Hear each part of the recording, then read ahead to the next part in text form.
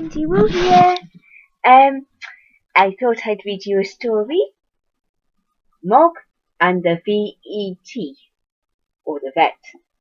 Now, I bought this book for Harper for her 3rd birthday, but before I post it up, I'm going to read it. So, if you're watching Harper, I hope you don't mind. And for everyone else, shh, don't tell her. Anyway, I better put the specs on so I can see what I'm doing. And it's written and illustrated by Judith Kerr. She's the lady who wrote The Tiger Who Came to Tea. But he didn't come to me. So inside, we have Mog the cat, green parrot, and a dog. Here we go. Mog's the cat. One day, Mog was trying to catch a butterfly. Ooh. She jumped high in the air. Meow! She jumped and jumped. Meow! Suddenly, something happened to her paw. Ooh. It was very sore. There she is. She is jumping high, isn't she, after those butterflies? Oh, little butterflies, fly higher. Oh, her poor paw. She smelt it. It was still sore. Then she licked it. But it was still sore. Where are we? Hang on, oh dear. I'll show the pictures in a minute. I don't send it back. She tried to walk on it, but it was very, very sore.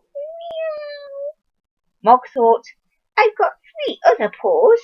I'll just walk on them instead. Licking it, smelling it, trying to walk on it, and she's lifting one leg up. Down here, she's lifting one leg up. You're going to have to limp. I had a friend called Louise who had a little dog with 3 legs. Blimey O'Reilly, it could move fast. What's the matter with Mog? Said Nicky.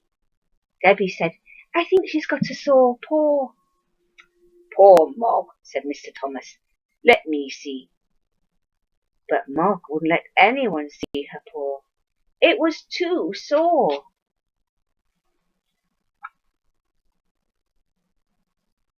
Daisy. Cats are like that. They don't like you looking when it's sore. Oh dear, said Mrs. Thomas. If it's no better tomorrow, she'll have to go to the VET. She said VET instead of vet, so that Mog wouldn't understand. Mog hated going to the vet, but Mrs. Thomas thought she probably couldn't spell. There's Mr. and Mrs. Thomas. Even Mr. Thomas is sorry for Mog. He hates Mog. Mr. Thomas is a bit like me. We don't like cats. I like Mog. That evening, Mog didn't want to eat her supper because her paw was too sore. It was so sore she couldn't sleep. In the morning, she didn't eat her breakfast. She just lay on the floor, feeling sad. You see another difference between cats and dogs?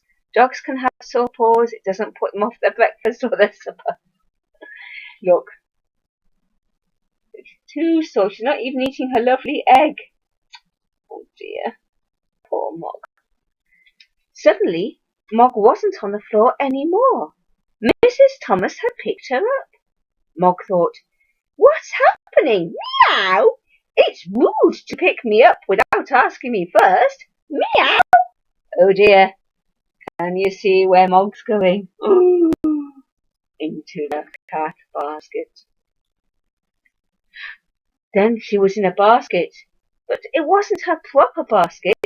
It was a nasty basket that shut her in. Mog didn't like that basket. She meowed a big meow.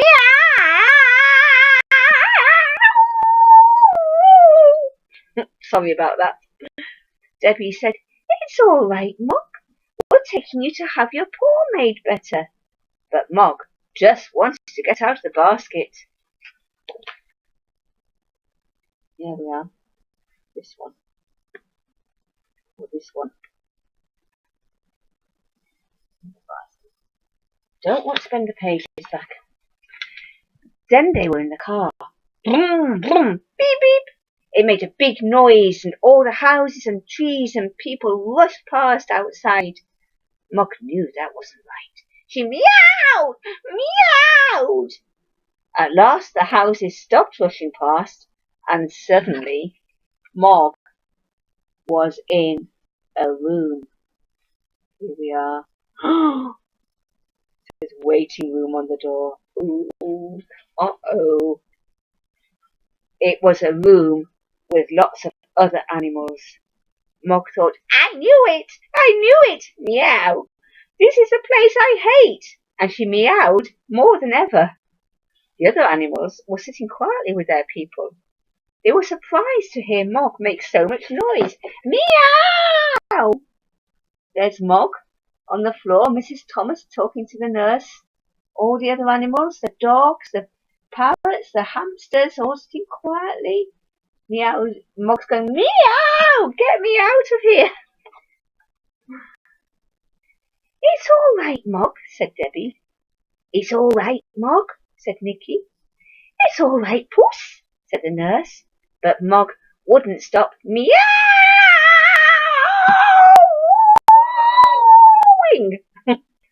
After a while, the other animals thought perhaps Mog knew something they didn't.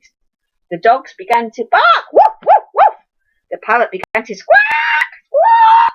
Even the hamster went eek, eek, eek. They made so much noise that the vet came to see what was happening. Oh, it's Mog, said the vet. I thought it might be.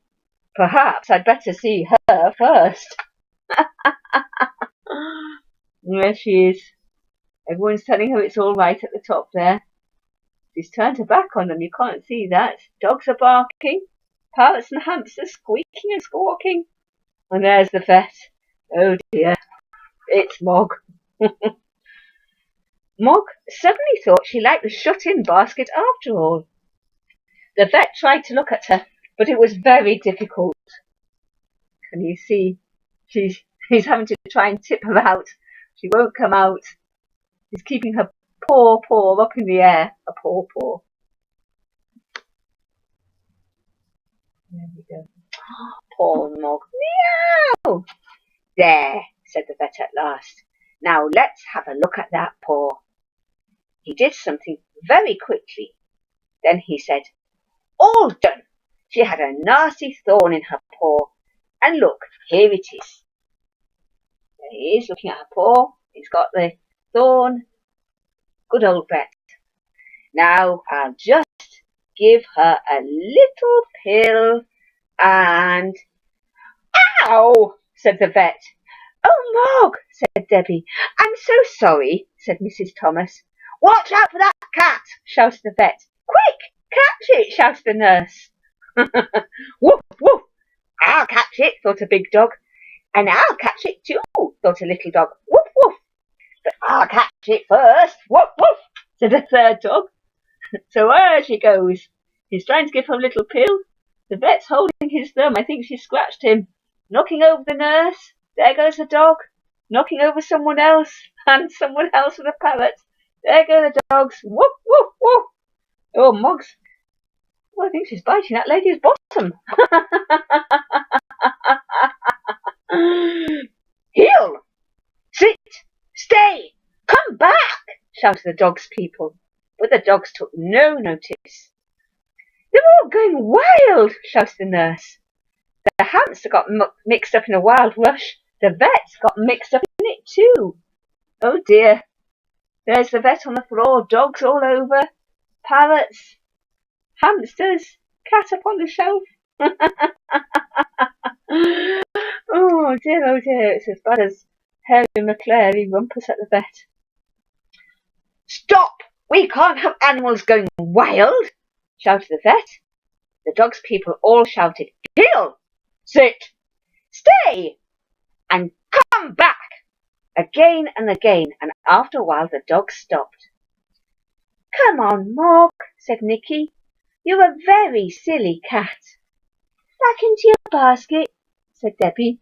So there are all the animals. And there's Mog up on the shelf there, look. Oh dear, poor Mog. My friend Jean has this problem when she tries to take Jessie, her cat, to the vet. Goodbye, said the vet. I think she'll all be better in the morning after a good night's sleep. And that night, Mog did have a good night's sleep. There's the vet waving to them. He's got a bandage on his finger. I nearly said on his paw. And there's Mog sleeping in her basket. Oh, lovely.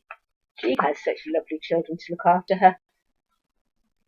Mog had a good sleep, but the vet did not have a good sleep. The vet had a dream. It was a dream about wild animals.